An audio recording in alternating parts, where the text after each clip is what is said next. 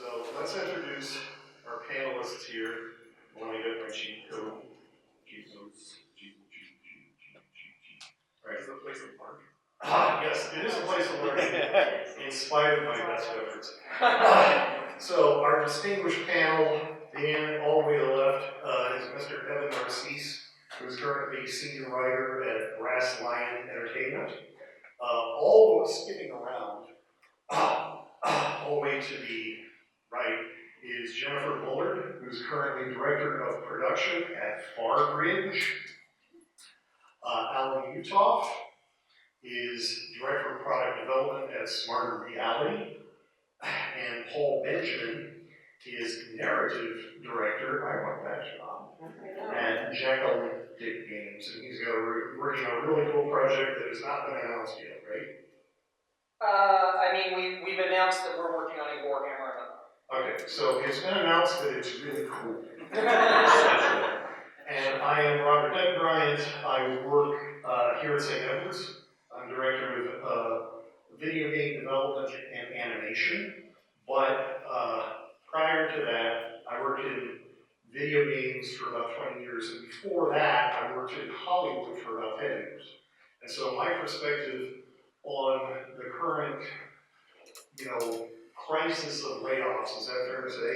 Yeah. In digital entertainment in the games industry, and also in the animation industry. We really need to have a moment of silence for Rooster Teeth and all of our brothers and sisters at Rooster Teeth, who they closed that studio last month, just after a storied 20-plus year history. They started off in Utah. Did you know that? Right? And now they are no more, so there's a lot of animators out there looking for jobs. So it's rough right now. But I came from Hollywood. In Hollywood, there's no guarantee of permanent employment, right? In Hollywood, you get a feature, and it's like, yay, I have a job for 6 months. And about the 4th month of that gig, I need to start smiling and dialing and working my contacts and calling all the production coordinators I know to see if I can get that second gig, right? Almost no one in Hollywood below the line. These are people that do not have their own agents, act as their own agents, and have to actively go find that next job. I want to say in video games traditionally we've been spoiled, because when I first got in the industry in the late 90s, if you worked as a game developer, the jobs were sort of lined up like air traffic coming into O'Hare Airport. And the directors of product development back then, all they had to do was raise their hand at GDC and say, we have a team available. And one of 3 publishers would come up and say, we need Rugrats on Game Boy right now. So it's changing. Nothing's changed is in the 21st century. You're competing with so much other content, so many other creators. The good news is you can self-publish. The bad news is so can everybody else, right? And it's an intention economy. So things are different, but they're not impossible. So I want to begin with a general question for folks, which is, if you right now were talking to your younger self, right? Like in your mid-20s, just beginning your career, today, in this, where the industry is now, or the industries, because I don't want to forget the areas, what would you say? Actually, it's something I thought was great about economies. So this was totally in high school, and I've always looked like this. I was in high school in the 80s, and that was about a decade after the flight of middle-class jobs to overseas. Probably places like China and Thailand and other places of that nature. My economics professor told me probably the most brilliant bit of life. And he said, until the entire world's global economies are within 25% of each other, you are going to see jobs shifting around the globe for the rest of your life. So right now, China is now 1970s United States.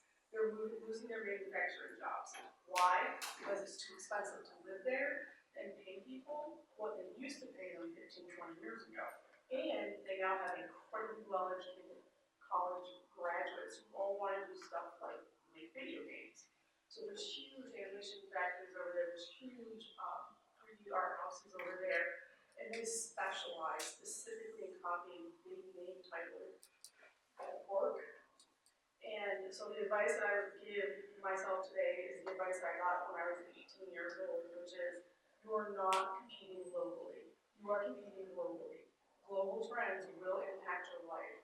One of the biggest downturns was actually caused by a deal falling through that Eraser was working on, and that had global impacts because they had over 200 studios globally. So there are things that are happening in other countries and other continents that are going to impact whether or not you have a job. That's the advice I would give. Yeah, I mean, one of the things I kind of fell into this industry, but staying in the industry is being your own advocate, and I would say even more now is showing your abilities and not just being able to tell your story. With the game developer programmer, when I was young, it didn't matter that you had a good GitHub account. It didn't matter that you had games up on a website. Though I did one time bring a game into an interview with a computer. But I would say that, wait, did you get the job? Oh, I did. We had a whole conversation about that game. But be able to showcase yourself and be able to talk about yourself. At a certain point, especially in the game industry, it will no longer be about your showcase, it will be about your connections and who you know and have those conversations. At this point now, I don't even really bother cold calling anyone.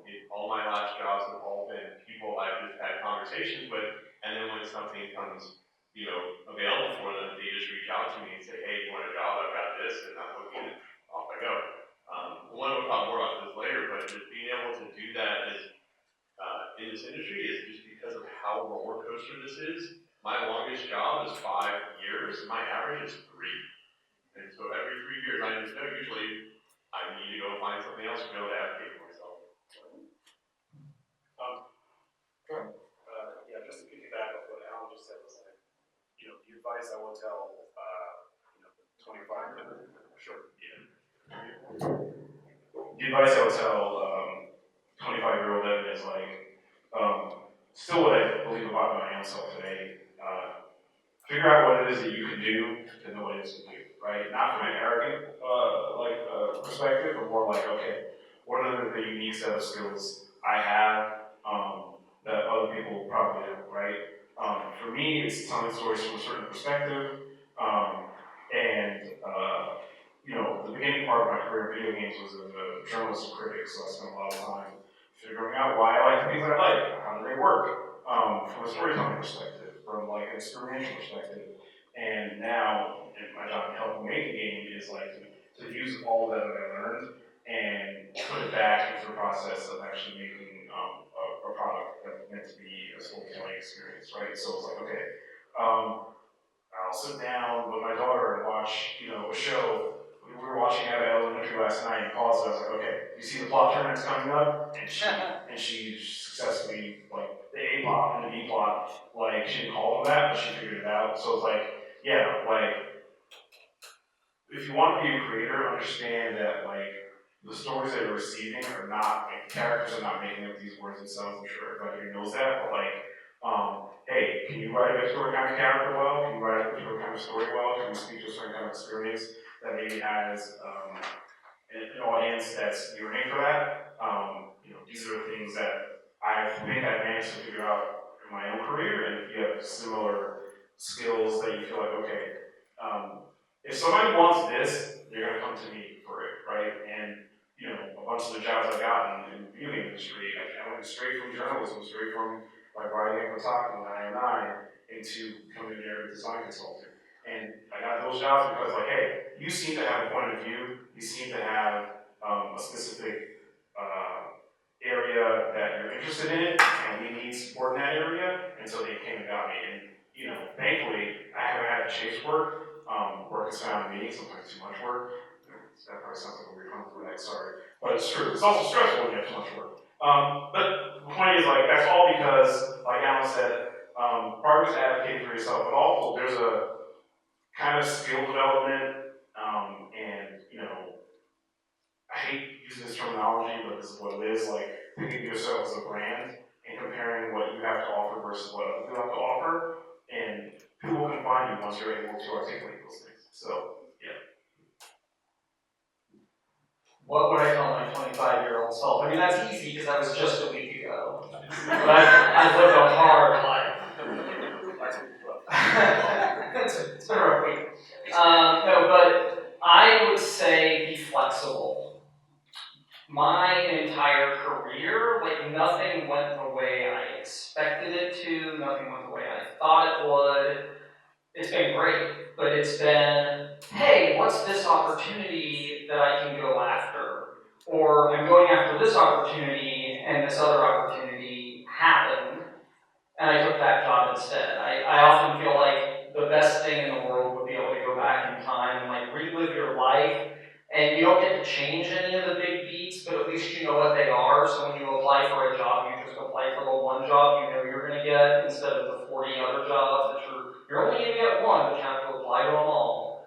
But when you do apply to those 40 jobs, and then you get that one, you say, okay, like, does this work? Does it get me in the direction of what I want to be? It's probably not perfect.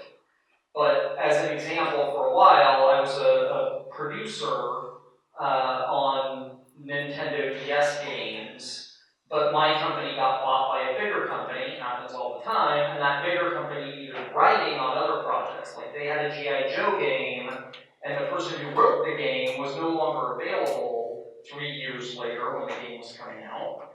But they had all of these changes they had made, so the story didn't make any sense because they cut levels and moved levels around. So I came in and like fixed all of that and made it work for free because they were owned by my parent company. I just helped out this other wing of my company, but that helped me get some writing credits. And I did the same thing on a Spider-Man game, and I did the same thing on a Wolverine game, and like all of those things helped me go from producing into narrative development. So you're saying knowing is half the battle? Knowing is in fact half the battle. Be flexible. So, one of the things that I want to put in perspective, and we were talking about this in our pre-meet right before the panel began, is that if you are a college senior about to enter the job market, or if you're in the job market, maybe you have, haven't found that first job, or maybe had a first job and just got laid off, like some of our grads from last year did, you're thinking, what the heck, right? Is this the worst you've seen it? I mean, what are some of the reasons we are where we are? You mentioned the embracer people, Yeah, right? embracer people, Okay. right, south. So- There's a lot of detail in there. So I want you guys to kind of take us, why are we are where we are, right? How bad is it? You've been a journalist. And then I'll bring it back. Yeah. I mean, I'm by no means an expert, but I think one of the problems, video games, and animation by extension, but mostly video games are this bastard hybrid of technology and art, right? So, video games have dealt with creative problems, technological problems, in the same way that the technological industries have. They throw bodies at problems, right? So, At AA, they used to call that going Egyptian. You just take 1,000 people from this game and put them on that game. I didn't say it was PC. Yeah, I was just saying. Reporting the facts. I'm not gonna call it that. But, throwing bodies at problems, right? So, you wind up with studios that number in the hundreds, and that's why certain big franchises like Call of Duty, Assassin's Creed were annualized because they just need to keep those people working, right? There's this term in business called right sizing, right? Where it's like, okay, is your team sustainable at its current headcount, through lean times? And video game companies often never thought that way, right? It was chasing the next contract. So I think things got so bloated, and the pandemic actually was a help and a hindrance because, early pandemic, all of us are at home playing Animal Crossing or Hades or whatever, and, those numbers go up, right? Daily active users on, probably your favorite games were like skyrocketing. And then things started to slow down. You saw the same thing in comics too. We're like, oh, people are reading comics digitally. My own comic stores with those sales going up. But as things de-escalated, like all these people were like, oh, wait, the numbers are not where we were projected because you're projecting against a global pandemic that kept people inside and fearful of their lives and having money to entertainment in a lot of different ways. So to answer your question, Robert, yeah, this is bad.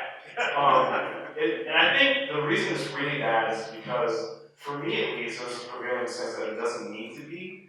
With some smarter decisions in the C-suites of some of these companies, these teams wouldn't necessarily have the ads going through this. To use the Racer as an example, they were just gobbling up companies up and right, and when they then cancel projects or shut down whole studios, that creates a chilling effect that's not just the people who laid off, but other companies in the industry. There's a lot of Me Tooism in video games. I don't mean that in a sexual harassment way. I mean in the hey, we should do that too. Sorry about that. I was like, wait, that means something different now. Unfortunately, there is the other kind of Me Tooism in the industry. We're not talking about this now. So you see people coming to the layoffs and like, oh, okay, part of it's a perception thing. In order to be perceived as a company that's maintaining its value in the capitalistic kind of landscape we operate in, it's like, okay, are you lean? How many people can you cut? Are you willing to cut? And the people who want to sell the company or acquire a new project aren't necessarily thinking of the people downstream who are getting affected by layoffs and whatnot. So I think there's a lot of copycat behavior in these companies now. Yeah. Much better than we do. I like Yeah, that. we got it in real time over here, so here's the blogging. Yeah, I think that's part of the reason. And I think it is really, really bad because the other thing you're seeing is a shrinking of the available users because games like Fortnite are still going. I had dinner with 18-year-old friend of daughter, one of my friends, and she's still playing Minecraft. There's nothing wrong with that, but once Minecraft or Fortnite has you, some other experience is not. And as we know, these games are often social platforms, so it's where you go to hang out with your friends, as opposed to going to a bar or whatnot. And games like those, they just wind up sucking up the oxygen for lots of other projects. Again, more power to Epic and Microsoft for keeping these things running, but they don't create as many opportunities for other people who want to do other things outside of those ecosystems. Yeah, I got started in the game industry just after the .com.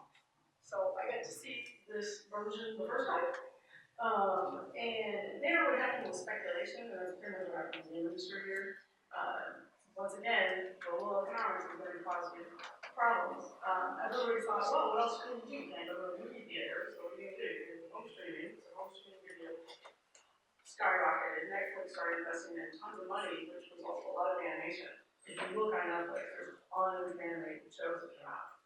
Whether or not that's still there, not sure. But it was the same thing, back in the 90s when I got started, which was all the speculation, everybody just got into it, we didn't know anything about the business.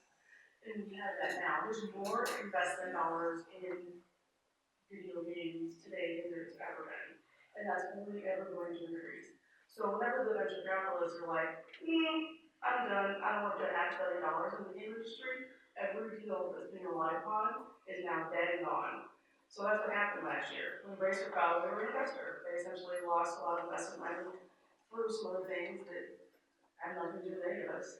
And they just wiped out team after team after team. So the companies that were big companies that are doing layoffs, what they're going to do is they're going to cut all the small contractors that they were contracting, because that's the way to do it, and they're going to keep as many of their people, so on and so forth. I think that you're gonna have cycles like these every 20, 30 years. You're also gonna have like the 2008 SOX, 2009 SOX. There's gonna be these ups and downs, and the biggest thing that you can do is actually keep an idea of what can I do that's not engaged but will keep me skilled. So for example, we all make software. It sounds super boring, but making educational software pays well, it's fairly stable, it's funded by something that's not fashion trends, because I think that's what happened to Rooster Teeth, was what they were in vogue 20 some odd years ago, suddenly became a little problematic. We'll leave it there. And their audience was angry that they moved away from that kind of content and didn't follow them. And then they couldn't get new content fast enough to sustain themselves. So everything's with that, everything comes and goes. How many people here are playing real-time strategy games? Yeah, there's like two. I mean, real-time strategy games were like the biggest, hottest thing for the longest time. Literally the reason I got into video games. Yes, literally, yeah. Well, mine was a turn-based strategy game. Yeah, but still. They don't do it anymore, they're just not like a big genre right now. But there's other things that are big genres. So yeah, I mean, social trends and speculation are gonna be the biggest impacts on what we are. We are no longer the baggie on the wall in a coffee shop that somebody can buy for $10. We're not that anymore. Yeah, kind of what I was saying, when I started back at Oregon University, back in the early 2000s, right, I remember when the MMO craze, we lost like 80% of the publishers here in Austin. It was really bad, here we have a lot of developers, like right now, yeah, money's tight, but there are a lot of development studios here, and there are actually a lot of companies. Back in the early 2000s, we lost like the top 3 money producing companies who would put money into development, and it was really dried up. And actually, I moved during that recession briefly into the traditional software development space, and then back out. You'll find there's a lot of adjacent industries in the video games that you can kind of escape to and come back to. I have a lot of friends who actually do the mobile slot machines because it's a stable business to be in, but those skill sets can translate back over. So you hop in there when there's burnout or when the market's bad, and you come back. So that. The other thing too with this storm is not only the fact that video games are a hit-driven industry, the money that you would get out of your game sales hasn't kept up with the number of games that are being produced. The main core audience has only grown like 1% over the last 3 years, but there's more Steam games than ever competing for those same dollars. And so at some point, there's going to be people who invest money in games who just aren't going to make the money back because the money dries out from investors. You start getting those knockoff play effects. I've also seen, like you were saying, where companies didn't anticipate the downturn in the pandemic dollars. And I've seen some couple companies I've worked for, they're like, oh, sales are great, oh, people love playing games in the pandemic, but then what happens when that dries up, right? How do you plan for that in your headcount to make sure that you don't get caught when there's no money to pay for your workers? Actually, real quick. People need 2 things to play video games. They need free time, so that means they can't spend 80 hours a week working 2 jobs.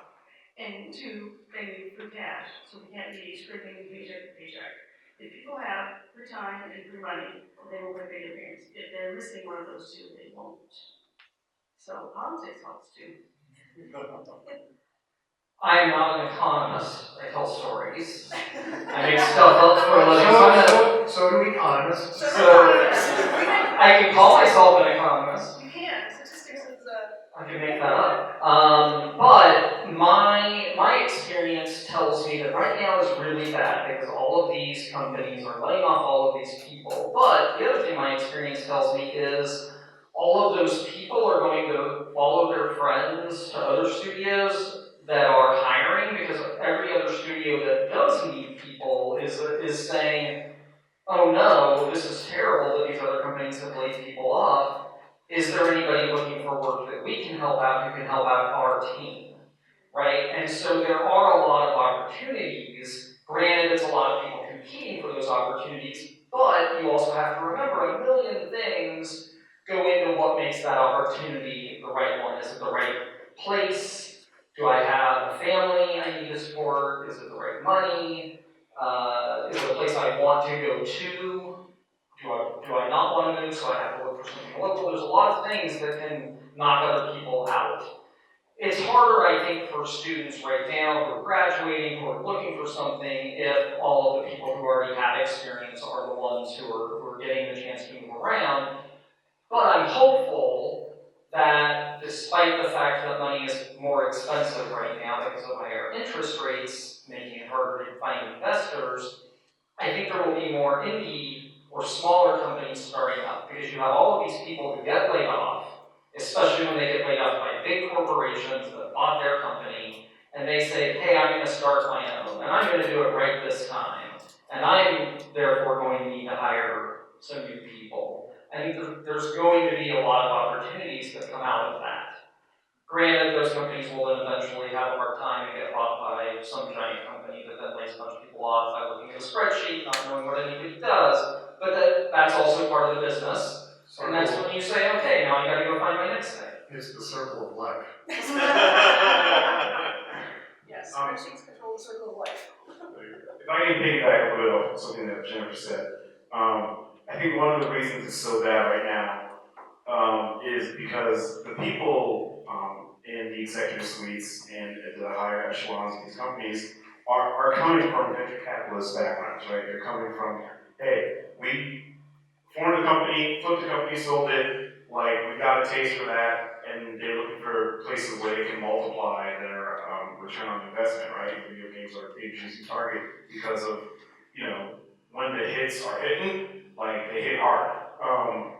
So I think what you see is, like, executives who are making decisions on whether projects live or die, whether companies and studios live or die, who don't know the craft of making these experiences, right? So, the example that I hate to bring up but often do is, like, you look at Warner Brothers and what they're doing under their new leadership. They're canceling whole movies that are 70%, 90% done, some of them they even test well, just for tax write-offs, right? So if you're a creator in that space, you work 2-3 years on a movie and it never comes out, like, you got a gap in your resume, which is not always a problem in the real world, but, like, something you put your heart and soul in, like, just doesn't get to come out because some number cruncher somewhere made a decision. And you see that happening more and more. I think a corollary to that, though, and a more hopeful one, is that you see some of these companies reading the landscape, who's in charge, what are they funding, do they actually know what the fuck we do, pardon my language? And if the answer to those things is like no, maybe, they're going off and doing their own thing. Laramie Studios that made Baldur's Gate 3, they've said that, yeah, we're probably getting out of the D&D business, we're getting out of Dungeons and Dragons, but working with a licensor has proved to be, like, challenging in a way that we don't necessarily want, and they've got the confidence that they can create their own original ideas and execute them and hopefully maintain some of the audiences they built. A few of the studios, I think 2 at least, that used to be owned by Embracer have bought their own kind of rights back and are operating as independent companies again. Layoffs come as a result of that, but, like, they get to control their own destinies in a way that, aren't beholden to a big corporate company, which again may not necessarily care about how you do what you do. Like, I've worked as a consultant on a number of different projects, and video games, people tend to think of them as being all made the same way. They're not. The alchemy is in the team chemistry, and, like, when you have a good team that's working aligned with a purpose, that's an intangible asset that the spreadsheets are not necessarily account for. And I think the other thing, correlated to the answer the question from before is, like, find community. That's the other thing I would say to those of you who are looking to start out. Like, I started writing comics after years of journalism and didn't know how to write comics. I knew what a comic strip looked like, but, like, being faced with the actual creative act of doing it was super challenging. I found people who I trusted and was like, hey, how do you do this? Same thing with video games. I worked as a consultant. I never worked in an engine before. Now I'm in a new job. I'm in the engine all the time. But I had to figure out, okay, like, who can I trust? Who can I be vulnerable around to ask for advice? And it was the same thing when I was consulting. Like, hey, how much do you charge per hour? I had to ask somebody. So finding people that you can trust will help you develop your skills, but also probably wind up helping you find your next job. Real quick about that, speaking to the like the CEOs and folks don't understand this business. Like Google's a poster child for this, right? They tried to make Stadia and games like building Google or Chrome, right? And failed miserably at it. It's at least 3 times. Right, and Amazon hasn't learned either.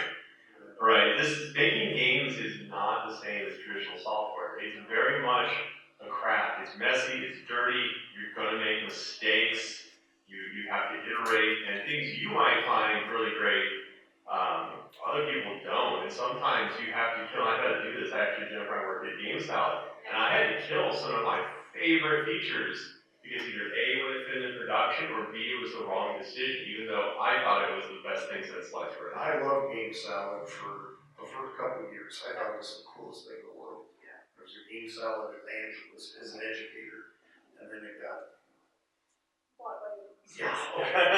So, we promised you an impressive panel. How are we doing so far? All right. Yeah. So let's dial it up a little bit. Let me ask. I'll ask the panel kind of a different question than what would you tell your 25-year-old self? Everybody has been. Everybody on the panel, myself included, has hired people, both senior people and presumably somebody in an entry level or a more junior position, right? So when you're interviewing for that person with the shorter resume and maybe the thinner portfolio, what qualities are you looking for? I'll jump in. Because we are at Staple right now, people who can finish things. Even if you're coming to me for a video game job, even if you're a programmer and not a like traditional creative artist type, not that there's not art in code, there is. But if you even said, oh here's my comic I did for Staple, I can read that, I can see that you were able to start a thing and finish a thing and take it to market, right? Even if it's on the smallest scale, that tells me a lot about you because 99% of people can't do that or won't figure out how to do that or won't make the time to do it. So that's huge. Yeah, that is huge. Actually, I hired a guy because he walked in with a game, he made games early, and got hired. Anyway, the other reason that I hire people, and more importantly, don't hire them or look to put them on performance improvement plans, is a lack of executive skills. And there's this whole category of things called executive functioning skills. If you don't know what they are, you need to look them up. And we're going to start with self-awareness. The worst thing I can have is you walk in there, you want to be confident in yourself, but you don't want to be so overconfident or completely unaware of your flaws. And I walked out of interviews going, that person is uncoachable. Because if you have low self-awareness, you don't take coaching. And everyone's going to learn something, self-included. Every new job I got, I learned a whole bunch of things because I didn't realize I was bad at it until I had to do it. And then I got good at it. So self-awareness is a really good one. Self-control. People who shout, people who are autocratic, people who are like, no, you can do it your way, it's fine. Well, it's never going to work. People who just walk away, they are not uncontrollable behaviors. People who do those things on a regular basis can't work in a team. Because what they're doing is they're getting put under stress, they're reacting poorly, and now I have a problem. And if I have a problem, you have a problem. And it's got to be fixed. So I spend all of my day, I don't do so much else. Everyone's like, oh, here's this, and this. I'm like, no. I manage everybody's bad days. If everyone's having a good day, I am the most bored person in the room. If everyone's having a bad day, I'm the busiest person for the next 3 weeks. So, please, look up executive functioning skills. You mentioned vulnerability. Have you heard of Brené Brown? Yes. Yes. Read her stuff.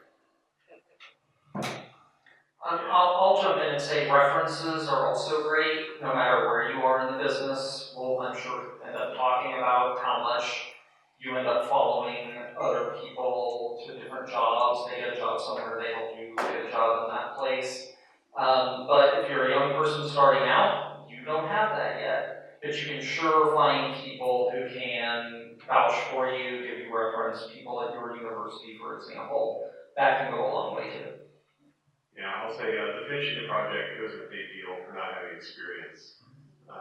knowing that you can fall through, and it's a big thing too, it's not a student project. You weren't forced to do it.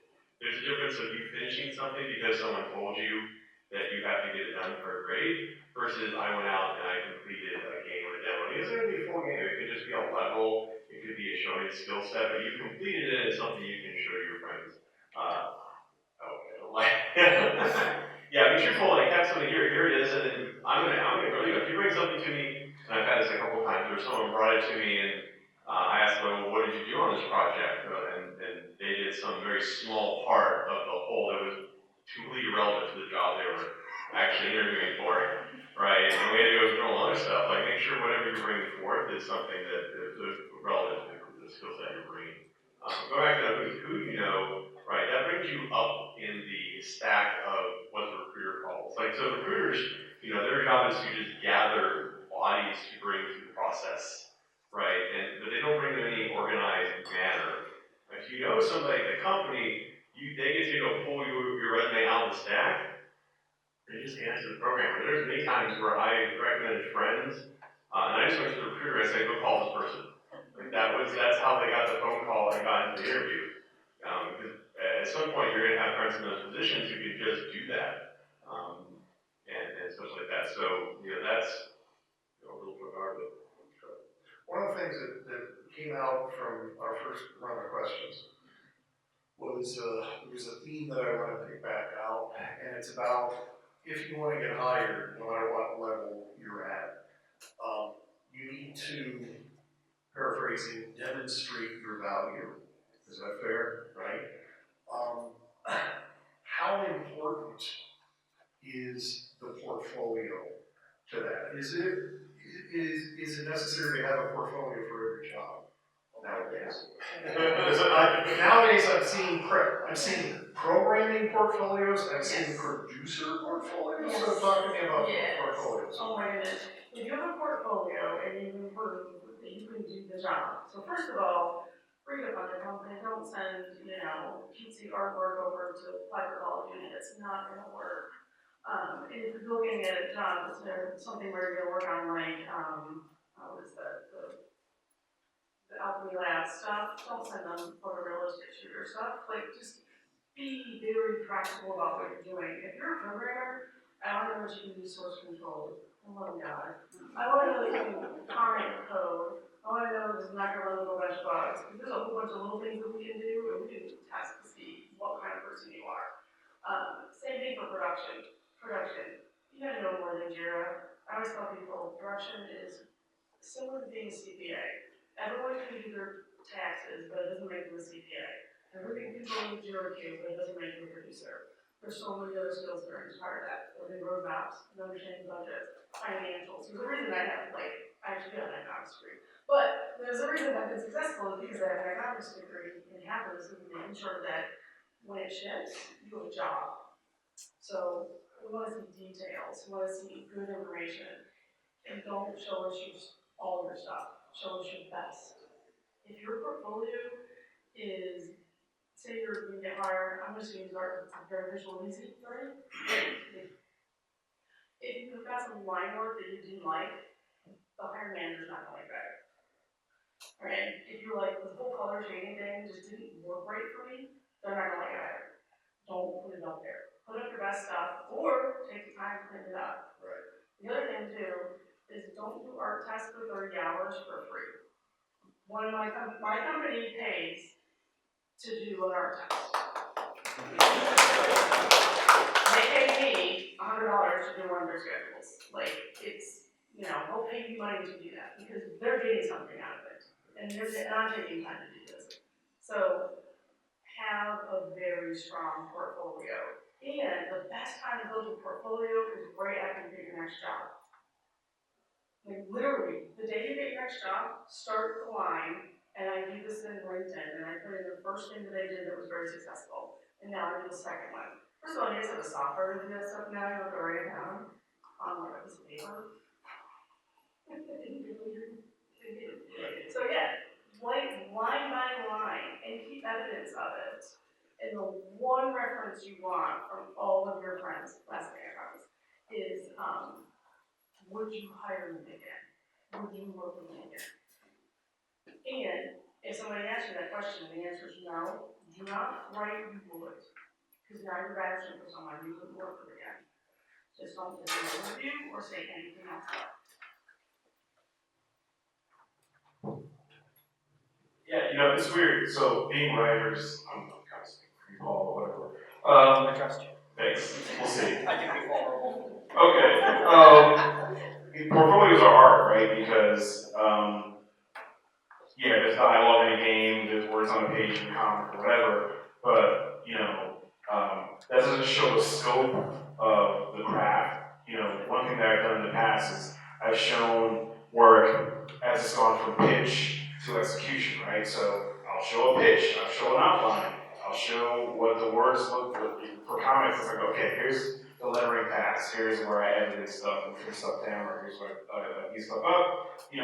Like maybe for a writer and storytelling, it's like you need to be able to show like I have a command of the creative process, right? Like I can, I know what to write, like a double page spread in a comic, or I know what, how to keep a cutscene lean and mean, right? Like storytelling in what I call collaborative media, which is like animation, comics, and games, like it's very different than like novelistic writing, right? Where like you've got the page, you're by yourself, you're like the king of the mountain, and anything you say goes. But when you have to collaborate across different disciplines, you have to be able to show, okay, I know how to give and take, right? And like in these industries that we're talking about, collaboration is key. And to piggyback off what Jennifer was saying about executive functioning is like you have to be willing to do a give and take with an artist, a level designer, a sound engineer, like whoever's interfacing with your craft, you need to be able to show that you can respect them.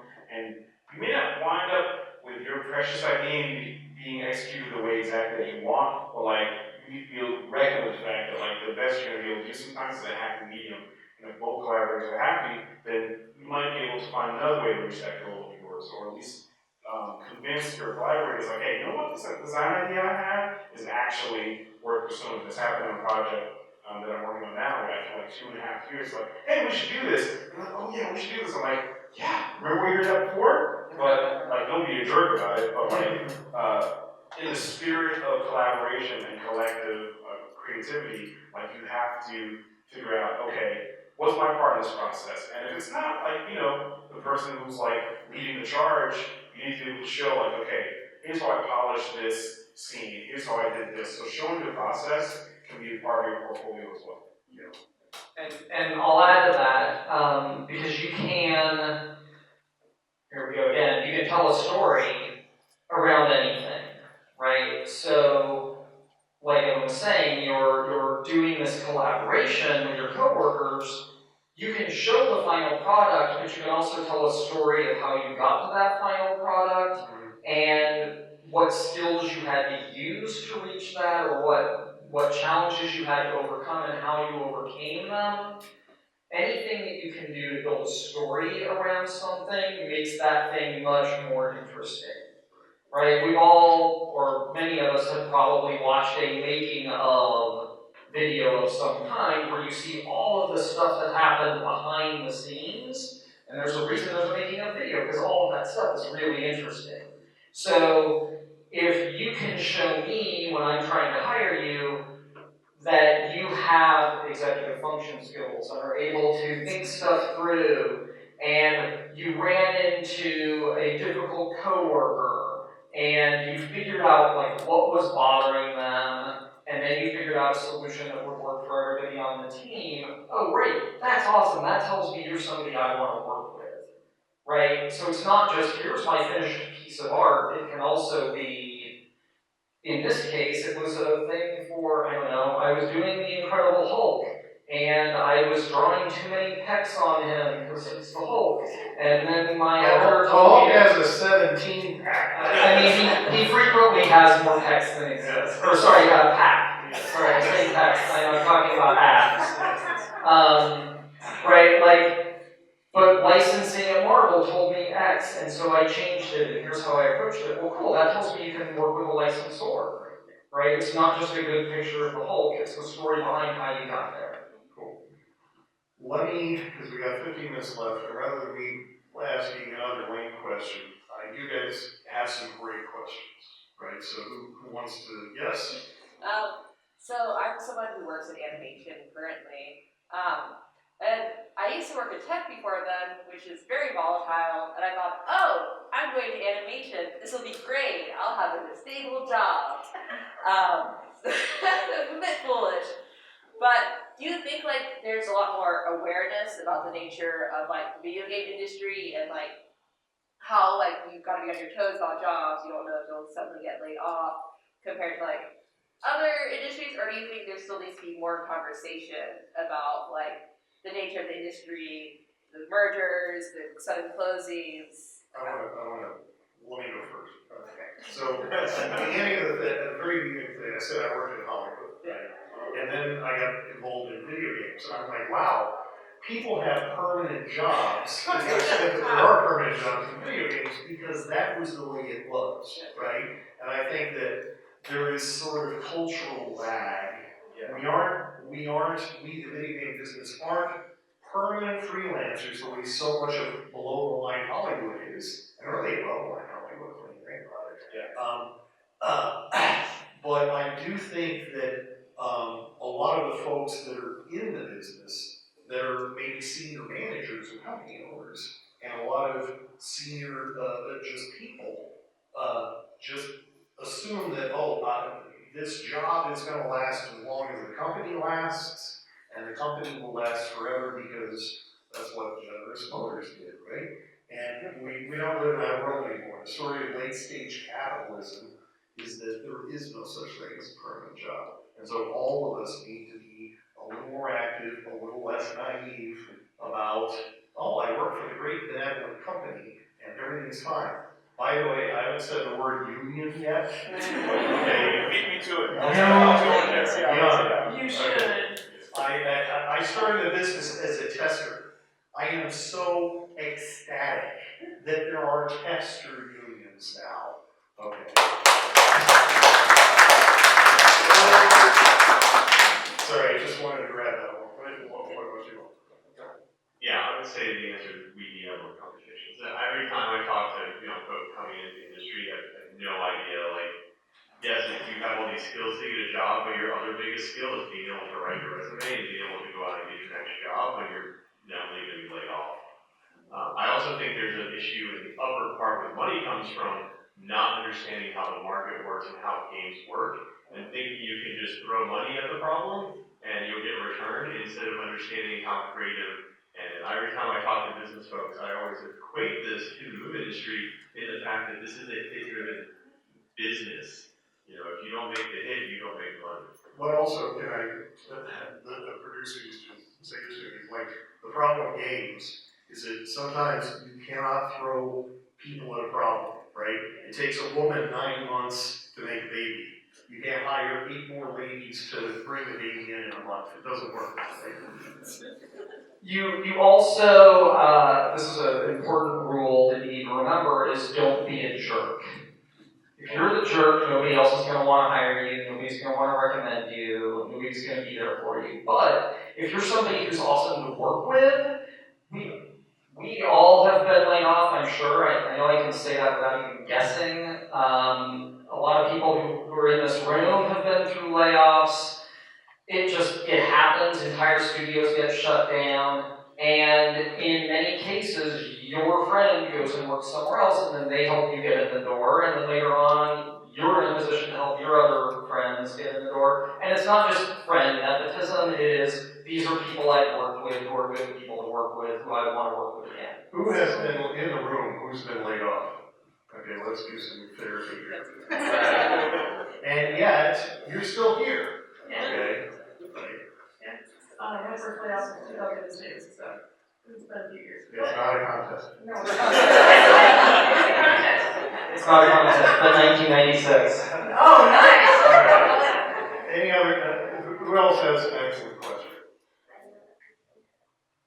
Yeah. For entry-level animators, either you have like one job or have no official industry experience, what would be the requirements for getting into an animator? You can find such a thing. And would that be a red flag for employers trying to get through the door that you already do? Wait, tell me I didn't hear the second half of the first question. Sure. Entry-level animator, right? Limited experience or no experience, right? If you're able to join a union, would you be allowed inside? So what's the prerequisite for that? And would that be a red flag for employers? Would they not hire you because you're a union? That's illegal. But would they not? They cannot ask you. That's all I know. That is, yeah, they don't have to ask you that. What if they find out? What if they still find out? Where are you posting it? One of the things about social media is a world that is very new to many people, is don't post it online. You don't want a bunch of people knowing about it. And it's perfectly legit right now. We are in a transitionary period. We're going from anti-union to pro-union. Eventually that will swing into more union as people decide that they want to be regularly employed. It's much like many other protected categories, they're not allowed to ask you. But I also want to ask, I don't know the animators, it's one of the IATSE locals is the animation union, right? So that's researchable on the web, but, so I don't know how they work, but I do know how it works. The next panel. Okay, there we go. Yeah. But, in case of the Writers Guild, right, you can't get in the Writers Guild until you have a paid job, right? So there's no chance of you kind of finagling your way into the Writers Guild without getting somebody buying a script from you or hiring you to write an episode, right? And once that's done, yeah, there are such a thing as non-union jobs out there. You gotta ask yourself, is it worth doing, right? And that's an individual question about where you're at and where that company is. Is that fair? What else? Is there any advice you give to someone who's been more in the training scene, like outside of games and like medical training or government type training, still doing art, that's looking to move into games? Being someone who does work in the government space, or works with government entities, a lot of it is looking for skills that translate, right? I mean, if you're building something for, say, a government simulation or a website, right? Many of those similar things are needed in the game space, right? I need logos for games, I need concept art for games, and a lot of that stuff translates over. You just need to showcase how, be your advocate, how can your skills translate into the industry you're trying to apply for the job. Another question? Go ahead. So how about? Did you bring snakes for everyone, by the way? This is Monkey D. Luffy. He also, spoiler for One Piece, he's also Joy Boy. He brings joy to everyone in this Okay. He does have a little pattern. While I'm asking my question, I'll take it out for everyone's enjoyment. So I'm looking to pitch an animated TV show, and I definitely want to go to a smaller production company where I can have a little more control over my show and it won't be turned into a tax write-off. How do I go about doing that? Because I've got a pitch deck and I know that a lot of things have to do with connections. So, Alright. is there any advice for pitching I shows? don't know how much this is gonna help, but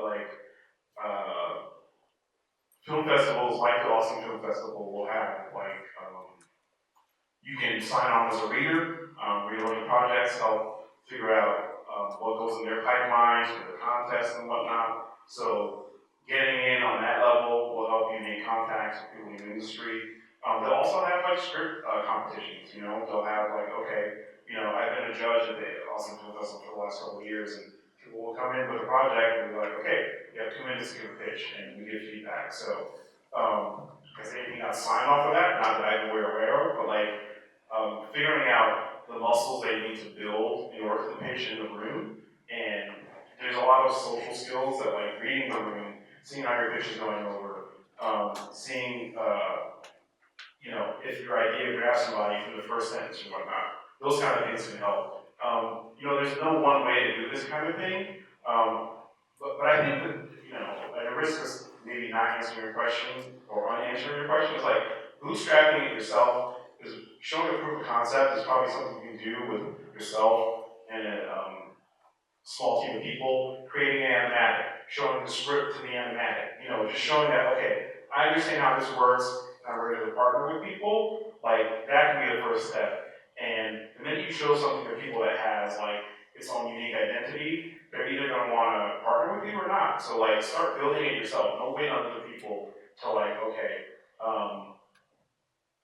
decide, okay, we're gonna fund development. You can do some pre-development yourself. Find students who are looking to work their Maya skills out, or whatever. Like, you can find people that can help you concept this. Make sure you are ready to compensate and give credit when the time comes, like if that thing gets greenlit or whatever, like, okay, this person did this part. Never take credit for anything, especially in an industry like video games or animation, because too many people have to work to make these things happen. But like, you can start proving this out yourself, and then that can be your pitch, not just a script, not just some documents. Like the vision is what you're selling. So help people find people that help you execute that vision. So one of the things that we do when we're doing game pitches, we have kind of two parts to it. Part number one is it fun? So for an innovation thing, is it entertaining? Next one is, what is the art style, what is the aesthetic? How do you do that? You want that to be a small piece of it, because really what you're going to pay for, you're making a lot of art. That's the expensive part. Everything else tends to be a little bit less expensive. But you want to have that in there, so you can do like the first 10 seconds is beautiful, and the following 2.5 minutes is sketch art done in flipbook style or something like that. Then the third thing is, why do you think it's going to make them money? Because they're not in this because they love you. They're in this because they want to make money. So they're kind of like, well, cool. Who just appeals to this? This appeals to people who love Straw Hat. Loves, the One Piece anime. Well, how many people is that? How many people is that? How many people speak English and love One Piece? You want to look at the business analysis and say, this is what we want to make. We want to make something that fits into this. I've never watched Shark Tank, but maybe watch Shark Tank. Shark Tank's awesome. Pitch. Yeah, they do. Shark Tank is awesome. So one thing that me personally is just getting into doing this with games. I'll speak from the networking side of it. Most of the things you're going to find people you want to pitch to, you're going to have to get connections in kind of other places. Like I went to GBC to make connections, and all the connections were not at GBC. They were in hotel rooms around GBC. And I got connections not by going to expo floors, but basically going through my game dev network until I found somebody who could put me in contact with the right person. And so that's the way you get the ability to pitch the product. Okay, I can do this for another hour, but we gotta wind things down. I'm very sorry. I want to thank the panel for being so generous with their time, and if I could prevail upon you guys, maybe we continue the conversation outside in the gallery, so Brad can jump on in, right? And ask me questions in a very respectful way. And then we were talking about portfolios. I want to tell you all, if you are a senior in college or better, okay, senior, recent graduate, or maybe somebody early in career who got laid off, or a career changer, right, who wants to have people review your resume, industry veterans review your resume and your portfolio. We are holding an event. John Henderson and Jeremy Johnson and I are hosting an event here at St. Edward's in the library. Is it next Sunday? Next Sunday, a week from today, from 1 to 5 p.m. in Monday Library on Sunday. Monday Library on Sunday. It's very confusing. It's Monday Library. That's the name of the building. Next Sunday. And you need to sign up. You need to bring your portfolio and or your resume, and then folks like me will sit there. It's kind of like business speed dating, and we will sit there and judge you like RuPaul, okay, and tell you, because we're people who have hired and fired people and looked at dozens and dozens and dozens of similar resumes and portfolios, what we would do. Maybe we could point out something you wouldn't have thought of, and maybe we can help. It's free to participate. If you do need to sign up, or they do Google Portfolio Policy. I have a tiny URL, so just ask me. Okay, just ask John, he's right here. All right, thank you so much to our panel.